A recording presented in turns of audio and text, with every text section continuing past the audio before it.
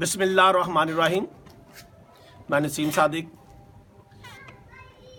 नया साल 2019, नई सदी को 19 साल गुजर गए। अगर हम चेक करें तो हम 0 पे खड़े हैं। हमने कोशिश की, अपने हिस्से का हक अदा किया। मुल्क की जो बड़ी 4 बीमारियां हैं उनके खिलाफ अल्लाह ने जंग किया, जहाद का ऐलान किया। वो 4 बीमारियां गुर्बत, जहालत, नाइंसाफ़ी और करप्शन है। पीछे बड़ी खुशी हुई कि नए साल के आगाज़ में पाकिस्तान के वज़ीर आज़म ने भी यही ऐलान किया कि इस साल हम ये 4 बीमारियों को हम ख़त्म करेंगे।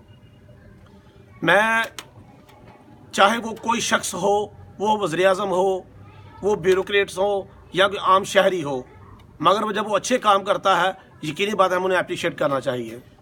अगर जब वो ठीक नहीं करता तो हमें उनकी तनकीद भी करनी चाहिए। ये हमारा हक है, पाकिस्तानियों का राइट है।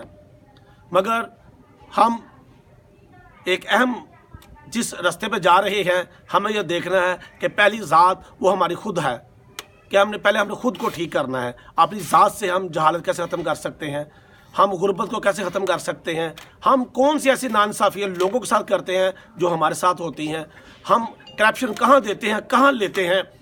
सबसे पहले हम अपने आप को ठीक करेंगे, ये मुआशरा ठीक होना शुरू हो जाएगा। मुआशरा किसी बल्ब का नाम नहीं, मुआशरा किसी कुर्सी का नाम नहीं, मुआशरा हम लोग हैं। हम इस मुआशरे में रहते हैं, हम करते हैं। अगर हम खुद अच्छे हो जाएंगे तो मुआशरा अच्छा होना शुरू हो जाएगा।